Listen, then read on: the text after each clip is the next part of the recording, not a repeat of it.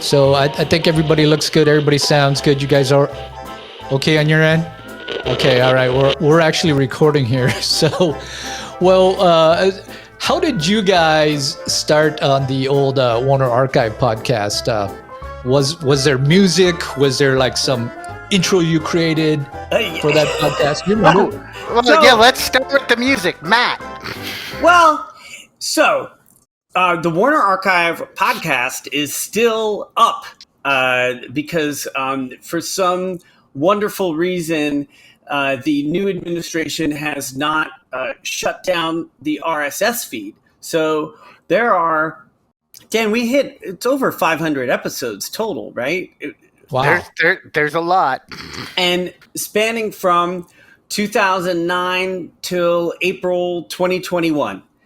And for full clarification, the first batch of episodes are George solo, either doing a series of short interviews with guests that tied in with current releases, or doing wraparounds for rebroadcasts of like things like Lux Radio Theater that tied in with the weeks. And then what would you say about it? That's how it started. It was That's like how more it started. Lux Radio, and George Wood and Scott Levy was the producer at the time. This was his idea, and Scott has a wonderful history of he worked for Roger Corman for a large amount of time, even directing the Piranha remake. Scott has a wonderful backstory, and then came through Warner Brothers Digital. And when Warner Archive launched in 2009, it had 0 employees, right? They didn't really, and they meaning it was the digital division. It was considered like, and get this as marketing, an extra for the relaunch of the WB shop. Because that was something that they had that you couldn't at the time buy on Amazon. And so George has this wonderful collection of classic radio shows, and they did these wraparounds. And it was a great promotion for the show. And when Dan and I came onto the scene, we had George expand into doing interviews. And those proved wonderfully popular. And then around, I believe it was 2012 when we started. That sounds right. Yeah. So what Dan and I, we had both shifted to mostly working. 2012, I became like a Warner Archive employee after like 3 years of working on it. And we came up with this idea that we would take the newsletter that we had been working on, and we would have a meeting with George once a week where George would go through all the titles and tell us the history about it and his feelings about it. And Dan would take that and write copy for it. I would edit it, put the pictures together, help get it in and edit the HTML. And that at that time was starting to go out to at that time it was like 200,000 or 300,000 people, right? Wow. Heyday of DVD. Yeah. And it was Blu-ray even in 2012. Yeah. 2013 was when Warner Archive started with Blu-ray, but we were just at the cusp. And I think also at that time we were distributing some other studios manufactured on demand, because that was our niche, was the manufactured on demand. MOD, yeah. And then we kind of worked a brand around this sort of production process, right? Because it's like, okay, you have all these little parts. How do you bucket it and put it together? And that turned out to be a wonderful way to do it in a bucket, because you weren't spending money per title, right?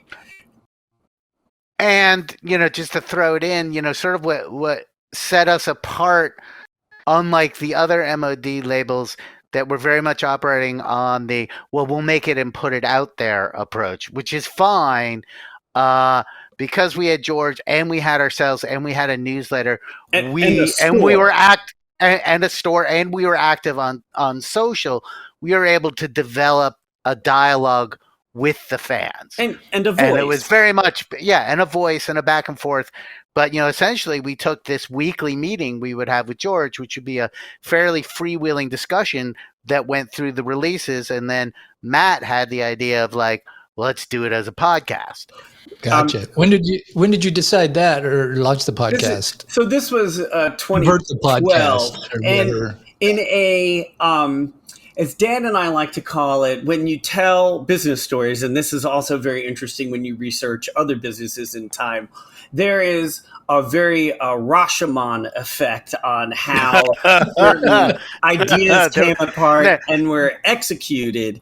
And the one consistency is when you talk to somebody, they always place themselves at the center and, of course, are the hero. And Dan and I are no different. So from our point of view, we went to the executive who was in charge of MOD at the time and pitched him the idea because Dan, I had just converted from a temp into an employee, and I think so had Dan.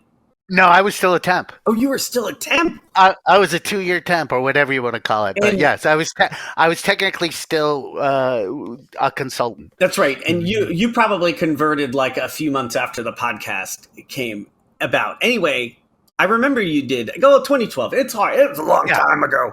But we weren't allowed to pitch something so big. So we went to the VP who was in charge and he took it to his boss, right?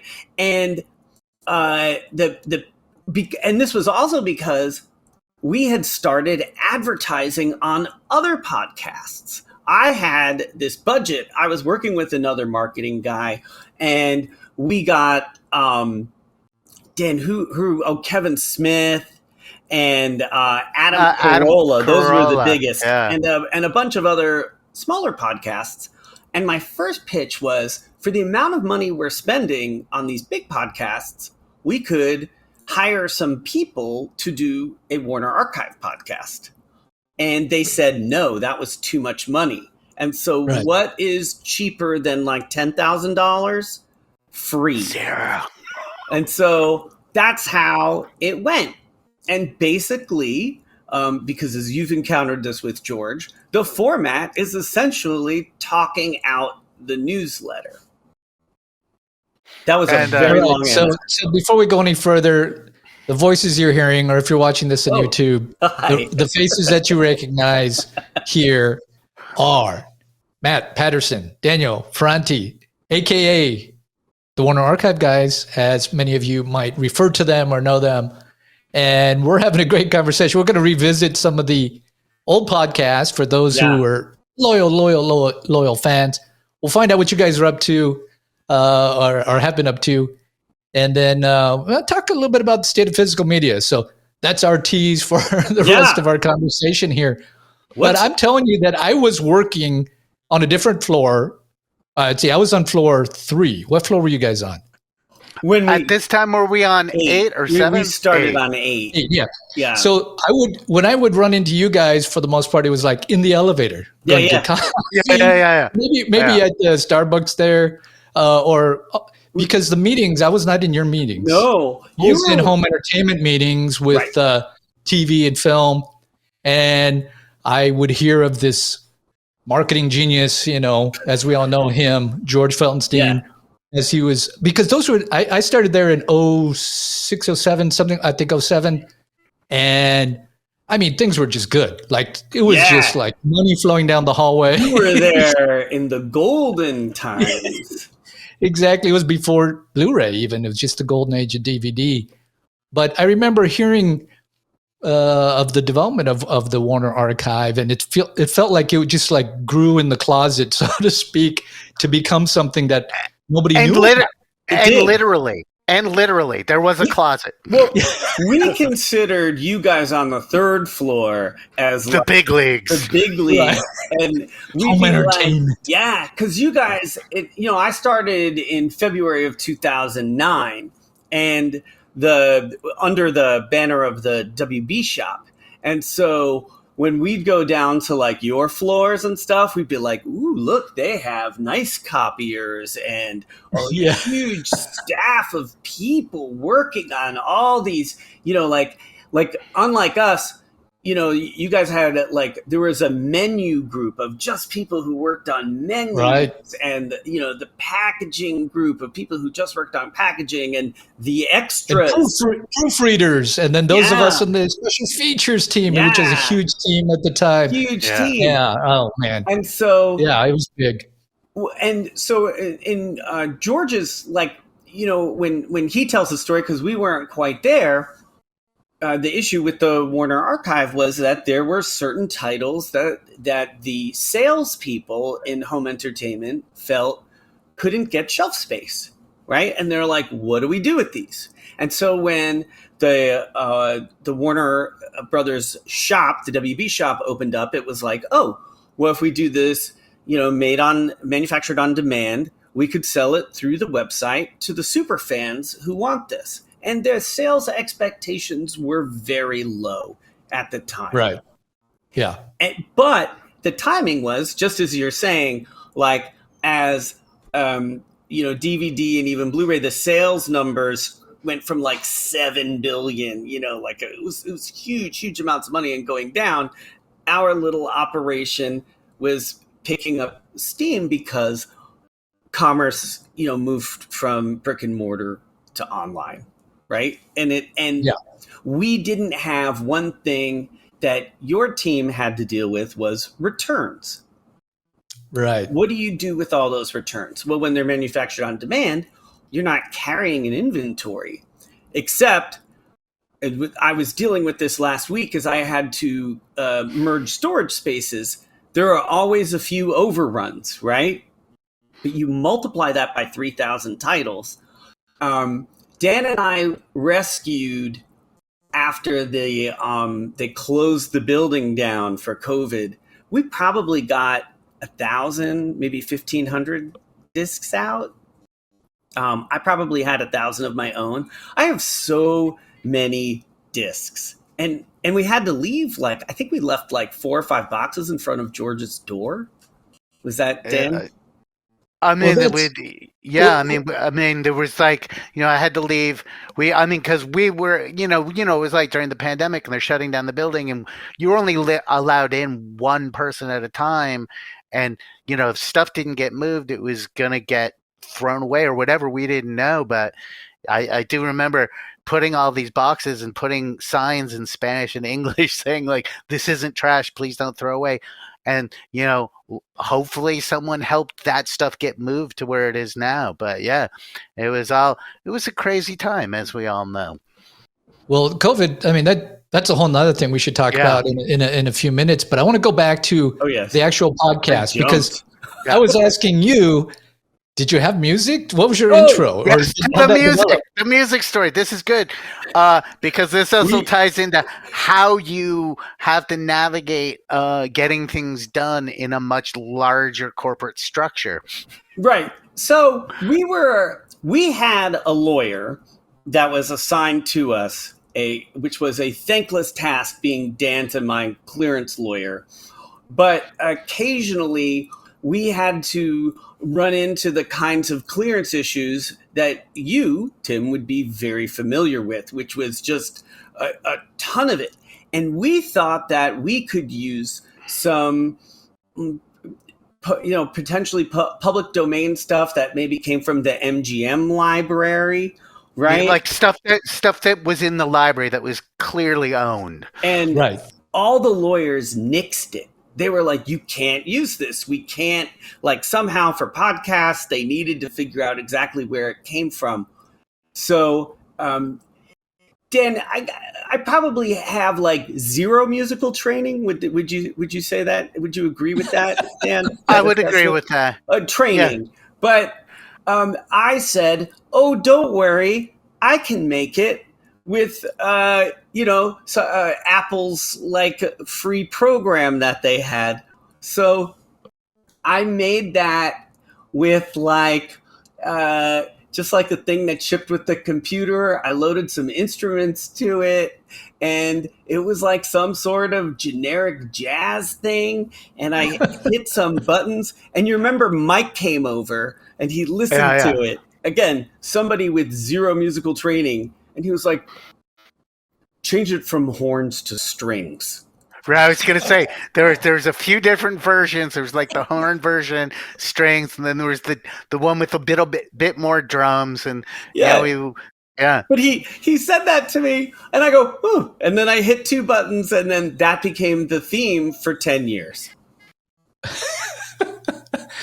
Well, I was working on Floor 3. You guys are building this MOD business and the podcast and all these things. And I remember hearing, things about it. Now, because that was more of a personal interest. It's not like it came up in meetings or anything. Right. Yeah. It was more of a personal interest.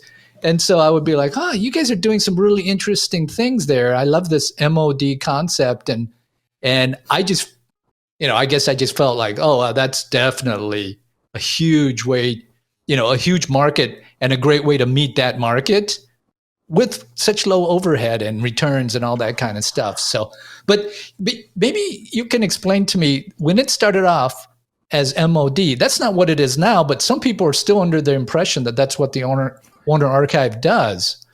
Talk about how it started and how it's changed. So I suggested around 2013 that we call it AOD, Assembled on Demand, because we were starting to use many, many different methods of manufacturing the disc, right? Some of them are what we called, as Dan knows, remember, traditionally pressed, right, for the DVD. Properly pressed. That was properly pressed. Yes. And all the Blu-rays were just regular Blu-rays, because at the time in 2013, the manufactured on-demand Blu-rays were not very compatible with current players. And so with that, the facility that puts them together, right, they would have a spindle of discs, or in the case of many DVDs, they manufacture them and maybe put a few on a spindle. And then when one was ordered, a digital copy would be made of the art. They would slide it in the slipcase and then put a disc in. And now you have assembled it on demand, and now it is a unit. Yeah, and it's more proper to think of it as a non-returnable business, because they're like different supply processes depending on perceived demand. Like if we're putting out a DVD and we know we're going to sell a lot of copies, we are going to press those in what they called properly pressed when they were trying to put us down, because it was relegated to MOD. Other things, if there's going to be a lesser demand, that would get printed on demand. And Blu-rays, of course, were always printed on demand. But to this day, you will see people online who thinks that the Blu-rays are printed on demand as opposed to replicated discs. Back then, I was burning my own stuff, right, through your computer and all. So I think there was a lot of this kind of thinking of, there's some dude in a garage and he gets an email that says, hey, burn 3 copies. Yeah, that's what you thought. And online, we used to refer to where we worked as the burn pits, because that's what everyone thought they were. We would tell people that there were gnomes who lived under the Hollywood sign in the tunnels, and they'd be there burning the copies by hand. But a little more technically, right? Because these things, as Dan was saying, are non-returnable, there were so many options of what you could get. We could not guarantee, especially with the DVDs, which kind of disc was going to show up to you. Because if you bought it from like the WB shop, for example, and these were regular DVD 9s, and you bought it early in the run, you're going to get a pressed disc, especially if it was a TV series, because it was just so much less expensive per disc. This was we were saying that Vice President Mike, who was with us, this was all his undergraduate degree was in engineering. And so all this kind of like refinement came very naturally to him. And, it's like pennies here, pennies there. But when you add up to millions of discs, right, this just helped increase the profitability. Right. And the overhead, as you said, Tim, the overhead was so low, it didn't, the barrier to profitability was so much lower for our business than it was for traditional home entertainment. Yeah. Tim, that's funny. what made it fun, because Dan and I had access to a lot of information because everything was smaller. Like, Dan and I saw in real time what people were saying on social media. We had this active email list going. We also knew all the influencers who were reviewing our discs, because we would contact them through social media. So we created this feedback loop that really helped the engine go. But and because our manufacturing and processing methods were nimble enough, we could actually respond much more quickly than traditional home entertainment could, because there were fewer moving parts. Yeah. Oh yeah. Well, in the, you're probably I mean, in the traditional group, we had this, like, you had to get everything in 3 months ahead, and people were sweating. People are sweating bullets over in our special features group, getting the extras in, and the movie hasn't even released. Right. And it's kind of insane that we're worried about the home entertainment when we don't even know if the movie's going to be a hit, and it's not even in theaters, and we can't get masters of the final because they're still editing it, and we're trying to arm wrestle back and forth operations over these things. And then people would have to take small calculated gambles of like, well, let's, and sometimes they're very expensive gambles, because you would order all of these DVDs based off of the hope, and then the film would flop, and it's like, oh boy, we have pallets and pallets of DVDs. Pallets and pallets that have to be stored somewhere, and that all costs money, and they go out and they come back. Dan got me in at that company that was making websites at the time, and I made horrible, and I apologize deeply to everybody, flash banners for mostly home video releases, right, of like somebody animated walking across and then Hulk blows up. But flash banners, that takes me back. That's actually what got me the job, where the flash banners I made for that company, because I put them all on the website, and the guy who was working on the WB shop just saw a lot of movie banners, and they're like, oh, hire that guy to make flash banners. And then the second meeting I had was, do not make flash banners. And they're like, what? They were so confused that that's what I was hired to do. And I was like, they do not pay out. And so we ran these A/B tests of static banners to flash banners, and then could tag them to the WB shop. And the static banners outperformed the flash banners. And that VP took me aside and he said, I like you, Matt. You're the only person I know who would hire to do one job. Convince me not to do it and have me make more money, so you're staying. That's a great story. I mean, the whole internet age that we've been living through, and then, obviously, I remember working on, this might take you guys back, but interactive CDs. That's yeah. Which ones, by the way? Now I'm really curious. Oh, well, these were some documentaries back, late 90s or whatever. Yeah, and we would like put in little clips, and you do the authoring and everything. Yeah. And it was history, science mixed in, and then you'd watch a little video clip for 30 seconds, and it was horrible quality. It was. But do you remember the CD-ROM they did for like Mouse? Was actually great in terms of the information you could get out of it. I mean, the videos were all that, and it didn't look great. But like the I totally missed the CD-ROM days, because they were information-rich resources, and now everything is pretty surface. There was a lot of reading, though. I mean, there was a lot of reading, right? I like that. I like to read. Yeah. Dan and I are not the normal consumers. Dan which is why we ended up at the archive. Oh, God. I was just emptying a storage space full of stuff that I had to deal with, and I've collect a lot of dead media formats. Dan, I did find a box of my VCD collection. VCDs, yes.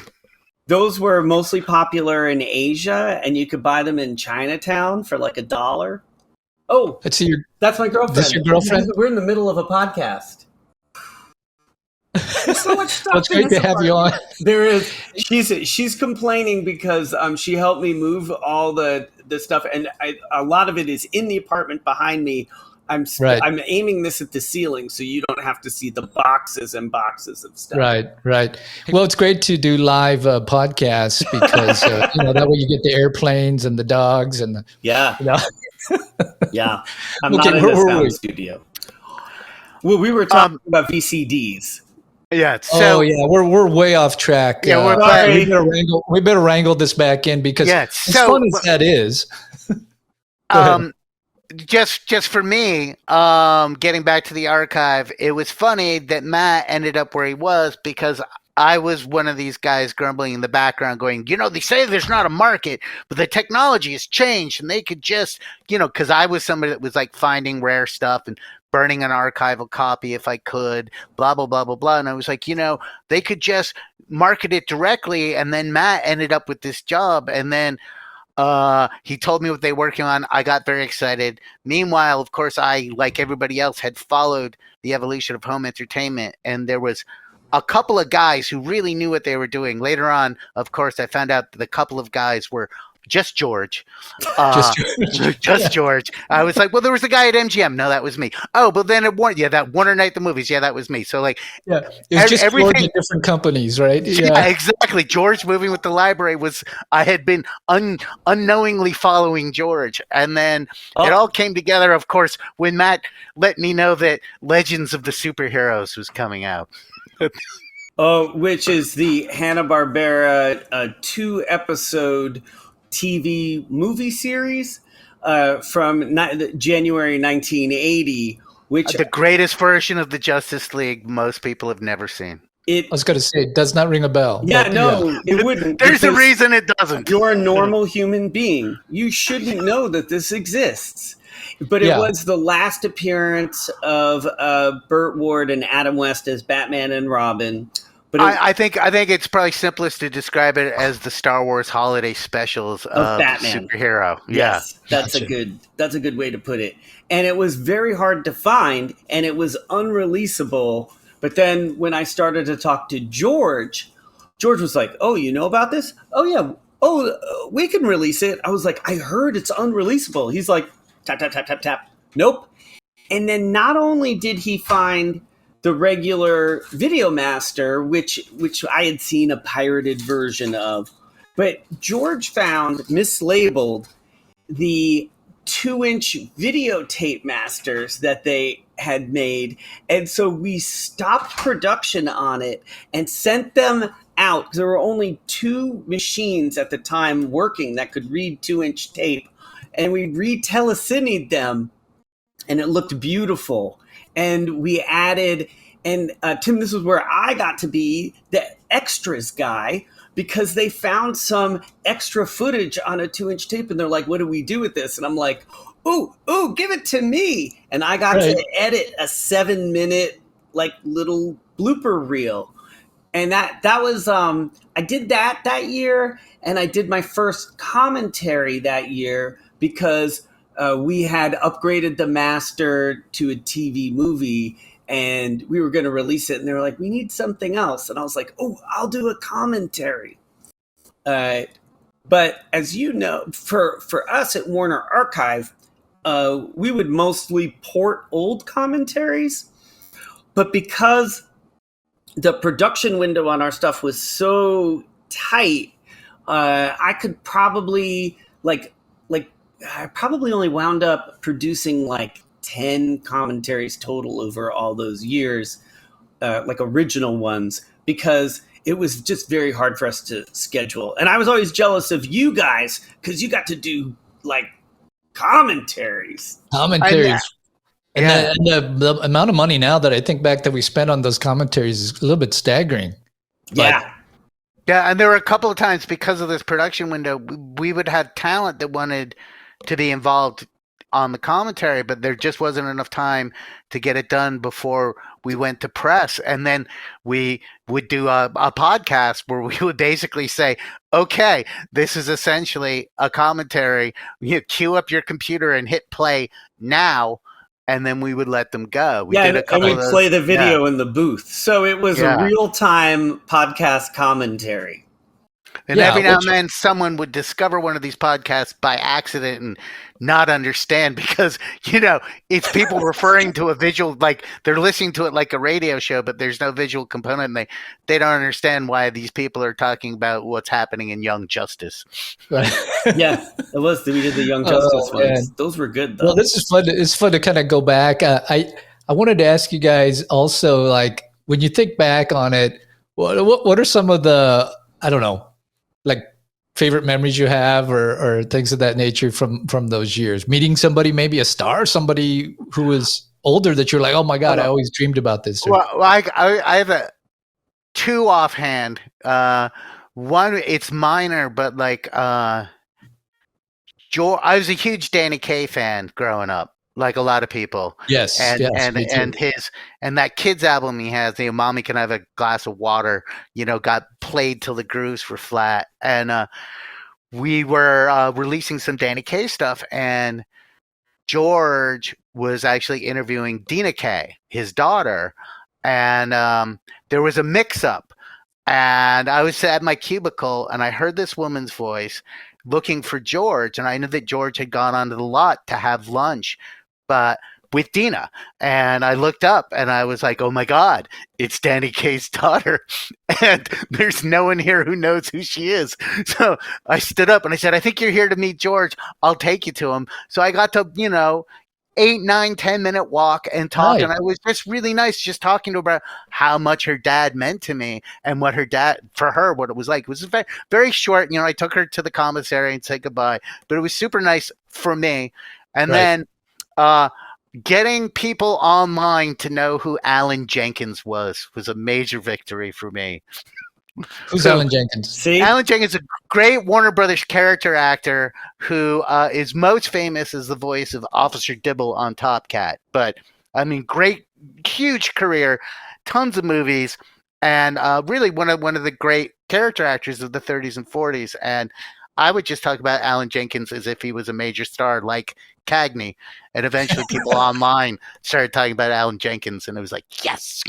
I think we even had like Alan Jenkins Week on social media. Yeah. And you would refer to him all the time on the podcast, and we would work him into the newsletter. So because we had all these different venues where we could spout, all of a sudden it would look like this major corporation was getting behind this character actor, but it was really just Dan.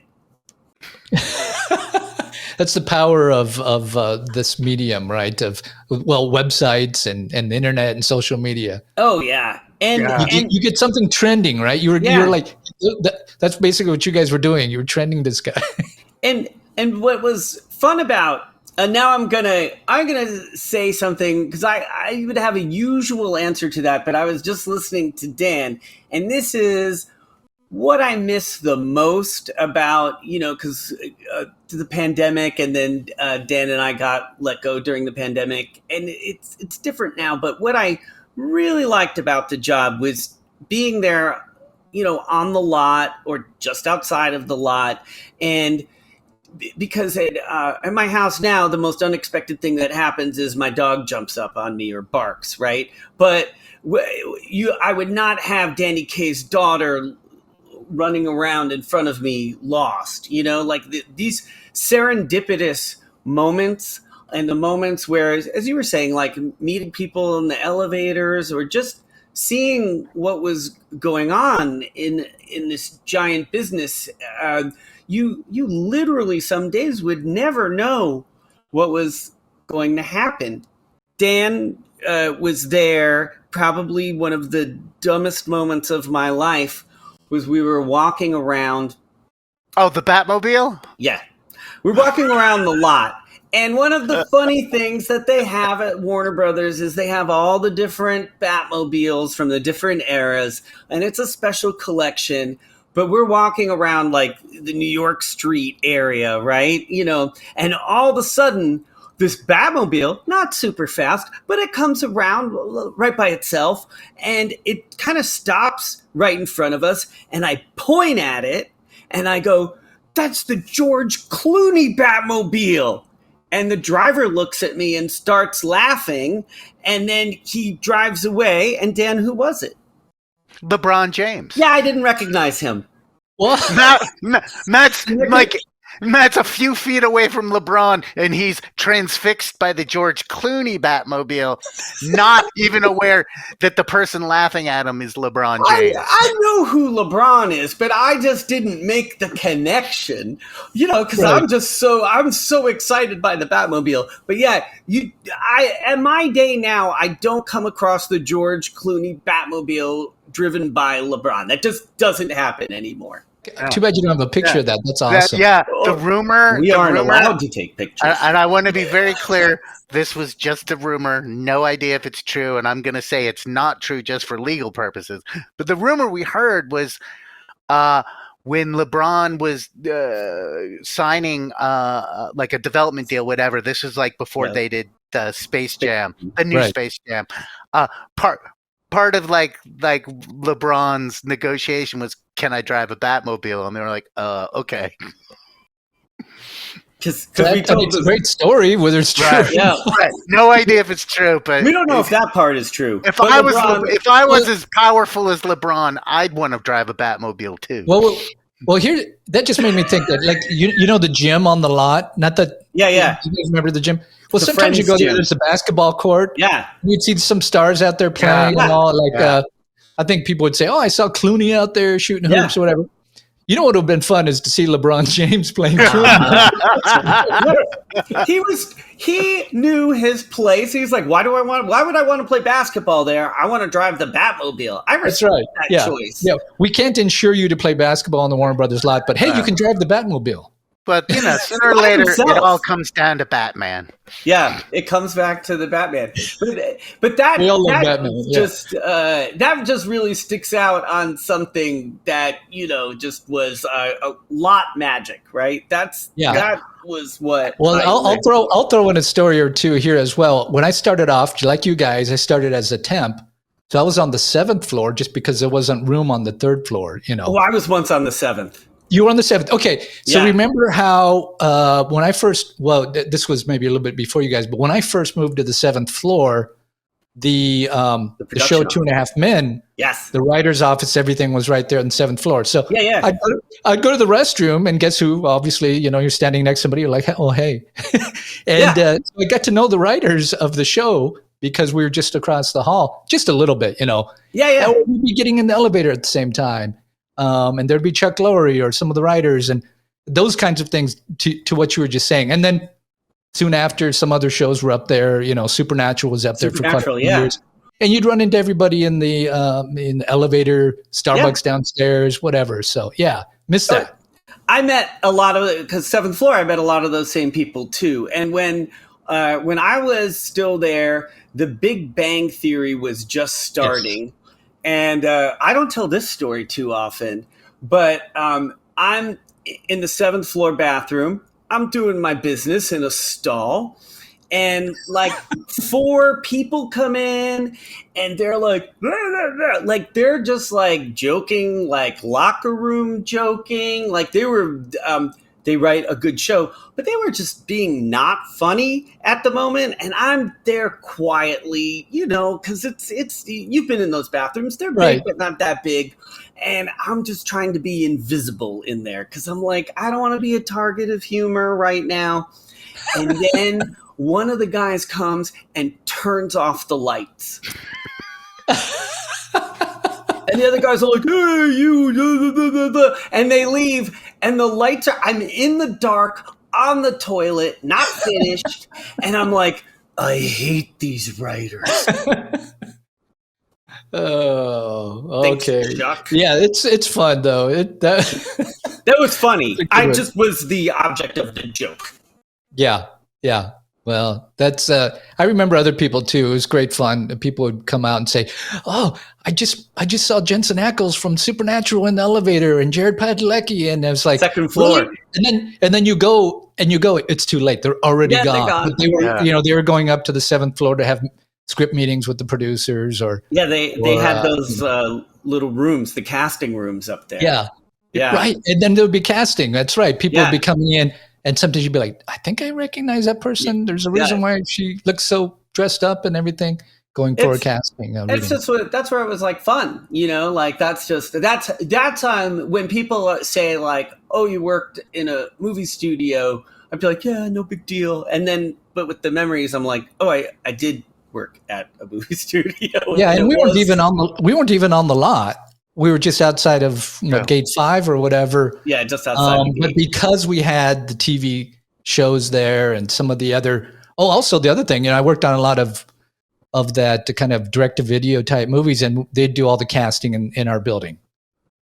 So, I loved your direct-to-video movies, by the way. Big fan of those. Yeah, they still do well. I mean, things have changed over the years, but we did a ton of different ones, and they would all get cast there, and then they'd get shot somewhere else, of course. Dan once said when we were in the cafeteria in that building, and they had a video monitor where they would loop a lot of the direct-to-video previews. And that Dan, I remember you just looked up one day and you go, no movie with a shark has ever lost money. Or Scooby-Doo. Well, speaking of Scooby-Doo, one of the great things about working at Warner Brothers, specifically Warner Archive, is we got to release a lot of the new animated DC stuff because we were putting out the Blu-rays and we had the podcast, and we were able to work conventions like Comic-Con, and so we got to meet a lot of the writers and a lot of the voice actors. And the great thing about voice actors is I don't think there's any group of happier actors than voice actors. And Matt and I used to do this thing where called Toonstock at WonderCon and Comic-Con, where we would basically, the first half would be semi-promotional, but we would all be focused on the music, popular music in cartoons. And then the second half is we did a sing-along with an episode of Batman the Brave and the Bold. And, we got to know the dynamic music partners who wrote the music, and then we got to do and one of the times we had John DiMaggio, who's probably, most famous for Futurama, but his Aquaman is off the charts and outrageous. And, we were able to do Toonstock with Gary Mariana, the publicist, and John DiMaggio, and it was. I mean, we did a number of these, but that one was super fun. But he's like singing live on the stage over, like he's doing karaoke to his own character, and so Dan and I would just sit there like, wow, like we're on the stage, but like we're also the audience, and like that was the privilege of that at a New York Comic-Con. We were doing an animated panel once, and we just had all these, writers and performers on the panel, and we get to the question. Sorry. And the guy goes, "How do I get a job like yours?" And he points, and who is it who answered? Dan, was that was it Mike Carlin? I think it was Mike Carlin. Mike Carlin started, who's he was at DC forever and wrote, so many episodes of so many things. And Mike's like, well, you work hard and, you just got to keep writing. And the guy goes, no, not you, him. And he pointed to me. And then I'm like, oh, because you're not talented or something? That's hard work, but like somehow I just showed up to temp, dude. I don't know. Get lucky. That was my answer. That is hilarious. Yeah, I mean, if you want to break into animation, cartoons, that's a long grind. Unless you are just talented beyond the kazoo, And even be then, an it's like artist. you just got to keep working, keep trying, keep writing, keep performing, keep auditioning. Yeah. Yeah, so Yeah, at least that guy was realistic. That's all I'm Yeah. saying. well, one nice thing you guys have just touched on about the Warner Archive is just the diversity. You know, from the Yeah. animation you're talking about, whether it be the new animation or the animation catalog. Yeah. Right. You Sure. know, I mean, special bucket list privilege, getting Johnny Quest and Space Ghost and Right. Herculoids out the door. And, it was also like the great part of the job was a lot of it was, kind of like movie catalog search and rescue. And, by, getting that stuff, getting new masters made, getting them back in the pipeline, these masters that we worked on and got out for disc are also the same masters that people are accessing online on streaming services or video on demand and all that. And, always the goal is just to keep this stuff from disappearing. And Yeah, the keep more it copies that are out there, circulating. the more it's in circulation, the more you've rescued this stuff from obscurity, And because it's all worth preserving. And as Dan was starting to get into, at the other end, like toward the end of the gig, it became about format preservation, right? Because less people were buying newer shows on Blu-ray or high resolution formats. And so, if you weren't going to be able to sell 100,000 or 1,000,000 copies of a Blu-ray, it just didn't make economic sense. But if you're going to sell 20, 30,000 of a new show, then our distribution method made sense. So, you could get these shows that were popular, but not, Game of Thrones level. Right. And that was a good, like a fan service, right? Because there are people who want the higher quality output that even a Blu-ray has over what you're going to get on a Netflix, which is, those are well compressed, sometimes 4K files, but it still doesn't quite have the bandwidth that a disc can have. Well, that reminds me of like the fact that I would work on a season 1 of something. Let's say the Jetsons from the 60s, and then didn't they do another season like 10 years later? More than 10 years later, but yeah, the 80s one. So, in the 80s. Yeah, in the 80s. Yeah. So then our TV group were like, okay, we're going to do season 1, and then I would, to save money and to stretch the budget for the extras, is I would shoot interviews for both seasons. And, I get Jerry Beck in. And when you get Jerry Beck in front of the camera, you want to ask him about all the seasons or maybe even 4 different titles, right? Right. And so we would film these interviews. And so I would have them. And then season 1 the numbers would come back and they'd be like, we're not going to release the next season. I'd be like, oh, man, I have all of this stuff. It'd be great. And then you guys would pick it up. Yeah, and then but we didn't get we didn't always get your stuff though. You did. I would talk to George, and I did it too. Okay, good. Yeah. I'm glad. I think Johnny Quest season. Oh yeah, that was your stuff. Yeah. That was really good. And then also the Jetsons and there was a few other things, and I was like, I'm glad it gets to live somewhere. I've already spent the money. I want the fans, and some of them we actually did like. You kind of needed to watch the second part of the featurette to understand the full story. And I don't know if you worked on this particular. There was one time I was at when we released Westward the Women. I was at Cinecon. I was talking to the guy who had a table next to me who had written a book on shooting out in Monument Valley. And I don't know if you worked on the commentary for Westward the Woman, but as we're just casually talking, he was like, a while ago for Warner Brothers, I shot this commentary for Westward the Women. Whatever happened with that? And I'm like, I don't know what happened to the commentary, but I know we're putting it out. I'll ask George. And that alerted George to look for it. And then we found it and got it on the disc, which was great because it's a great commentary. Right. Yeah, I mean, it was unfortunately a large corporate structure like that. One floor is not talking to the other floor. One division sometimes doesn't know all the things that might be available. So Thank goodness for George, because George Yeah. would be in enough meetings that he would be able to tap into the different groups, and because everybody wanted him to come to their meeting. Right.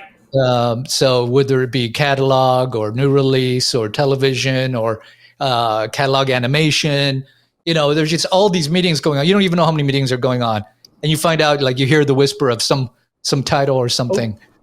Hold on. Dan, fly off.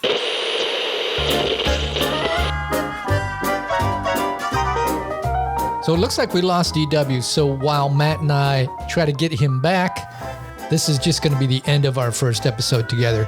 And you can look for another one coming soon, as soon as we find DW. Until next time, you've been listening to the Archive Guys takeover of the Extras podcast. I hope you enjoyed it. And be sure to look for our next episode, where they come back and tell us even more behind-the-scenes stories about their time at Warner Brothers and working at the Warner Archive.